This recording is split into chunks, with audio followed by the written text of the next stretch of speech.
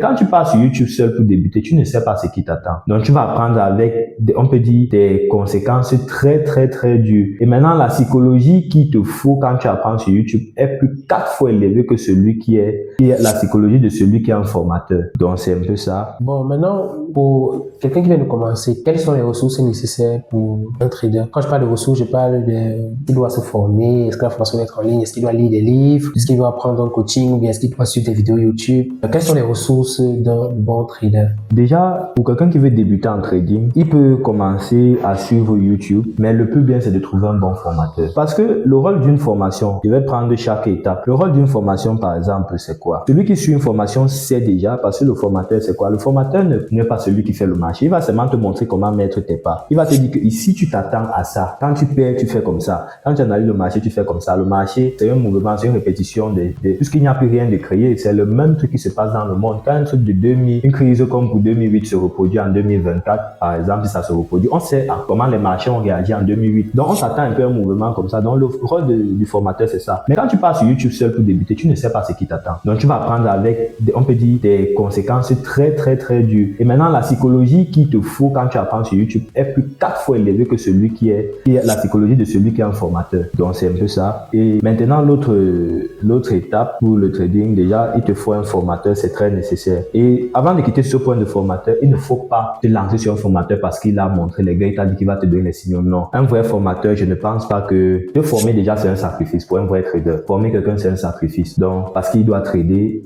il gagne sa vie avec son trading. S'il veut te former, c'est pour partager avec toi. Donc, déjà, tu vas lui demander. Si quelqu'un me demande mon track record, par exemple, je vais lui donner. Il doit voir pour savoir, il veut travailler avec qui. Je vais lui dire que ici, j'ai déjà cramé. Quand j'ai débuté, je ne cache à personne tout ce que j'ai rencontré. Il y a cause de trader. Il a dit que j'ai déjà cramé. J'ai cramé, ce n'est pas un truc à cacher. Mais depuis, ça fait maintenant même 2 ans, je ne peux plus cramer un compte. Je ne peux plus cramer. Tous les erreurs que j'ai eues les mois passés ou récemment, c'est quand je travaille d'autres personnes. D'accord, bon, j'aimerais savoir, parce que j'ai appris que tu as cramé un compte. J'aimerais que tu nous dises, tu nous racontes ton histoire, comment ça s'est passé que tu crames ce compte-là. Oui, pour le cramage de compte, c'était dans mes débuts de trading, quand je suis suivi le trading par des mythos, des gars qui partagent leur réussite en ligne. Je n'avais pas de capital, ils ont dit, comme je peux bien parler à ma communauté Telegram, il y a ceux qui vont donner du capital, je trade, ils me donnent le bénéfice. Je croyais que c'est facile que ça. Sans mentir, je copiais les signaux en fait au début. Je prenais les signaux des gens et puis je tradais les signaux. Quand je tradais, je prenais les signaux des gens. C'était mes débuts, mais je n'avais dit à personne que c'est mes débuts. Je les faisais comprendre que non, je suis un trader, je connais ce qui se passe. C'est ça quand tu viens de te lancer. tu dis, quand quelqu'un t'écoute, tu l'expliques. Parce que c'est facile d'expliquer un peu, de dire que les tendances sont comme ça, c'est comme ça. Et avec ça, je trompais les gens, ils m'ont donné leur capital. Ils m'ont donné $500. J'ai copié les signaux, c'est monté à $1,500. Mais la personne encore aussi voulait aussi apprendre le trading. Un matin, je me suis levé, j'ai vu que la personne a tradé, ça a pris les pertes de $1,000. Puis ensuite, j'ai tradé aussi avec mon ami. On copiait les signaux. Et puis, la personne a encore rechargé $500.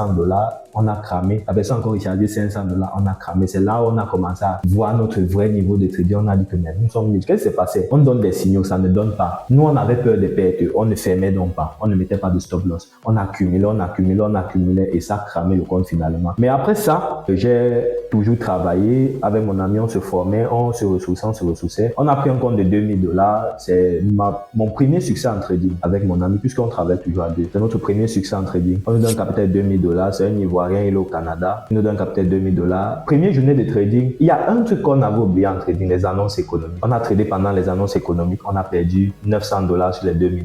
Donc, notre psychologie était à terre et tout. Mon ami m'a dit non, reposons-nous. Parce qu'on avait quand même appris à trader que quand tu prends une grosse perte, repose-toi, ne te venge pas. Et il faut combien comme capital pour démarrer en trading? N'importe quel capital en trading est bon pour démarrer. Même 10 000. Même 10 000.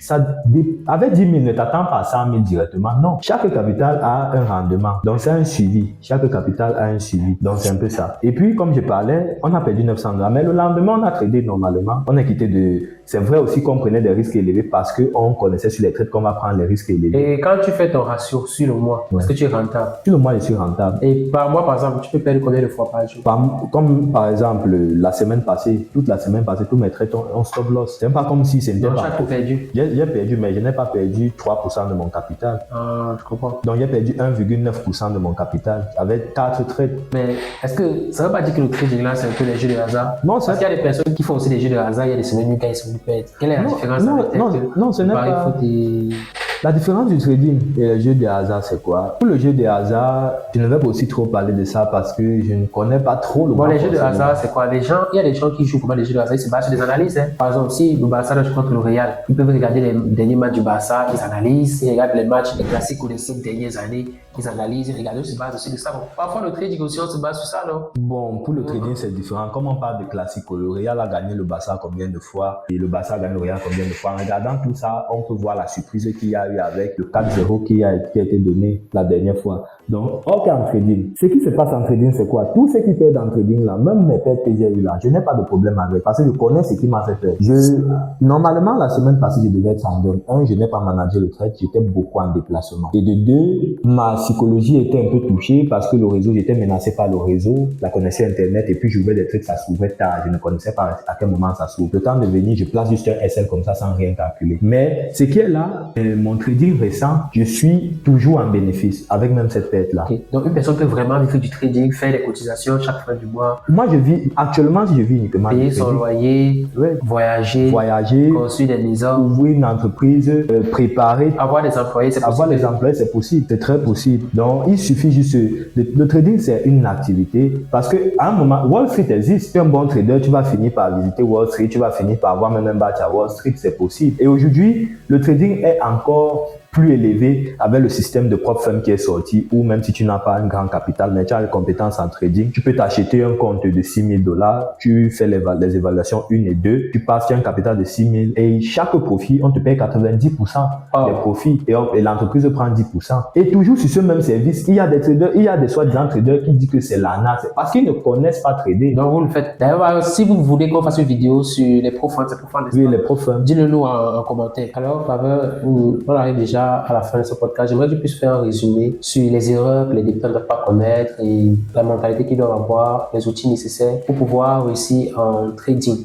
Oui, comme on a débuté, pour faire un bref résumé, déjà on a énuméré les erreurs à ne pas commettre en trading. Ne pas suivre les signaux, ne pas copier les signaux parce que tu ne vas jamais être rentable avec ça. Ne pas suivre un formateur de trading à cause de ça, le lifestyle qu'il a affiché sur les réseaux parce qu'il montre toujours qu'il en gagne, il vit toujours entre deux avions. La vie de luxe en fait, ce n'est pas ça le trading. Et en trading aussi, il faut éviter le manque de discipline, il faut avoir de la patience, il faut avoir une psychologie assez élevée et suivre ton plan de trading. Ne pas se focaliser sur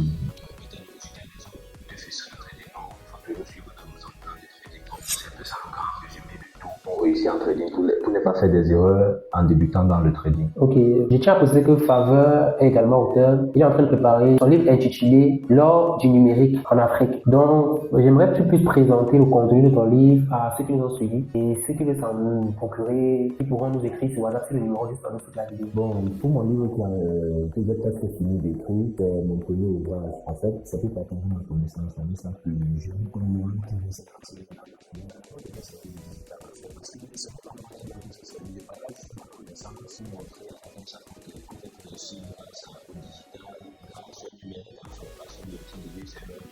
donc, avec cela, avec l'ouvrage, chacun aura la connaissance de base qui savoir faire le quotidien qu'il y a pour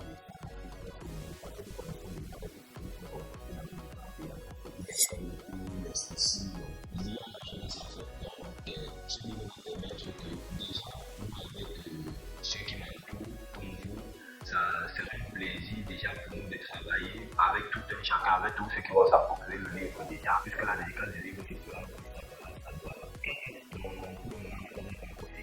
mais elle sera fixée d'ici peu et l'entrée sera gratuite. Ça sera un entretien sans place. Ok. Donc les amis, pour ceux qui sont bien, donc c'est pas le livre, donc pour avoir plus de numéros dans toute la vidéo, ce sera un plaisir pour voir vraiment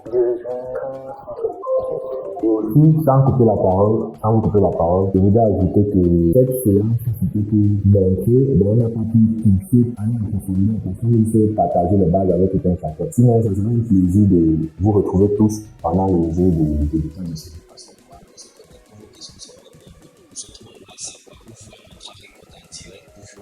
Ce que je parle du trading et tout directement, ça sera un plaisir de partager avec vous. Ok les amis, merci d'être restés jusqu'au bout. Pour ceux qui ne sont pas encore abonnés, abonnez-vous. On se retrouve dans une autre vidéo. Ciao, ciao.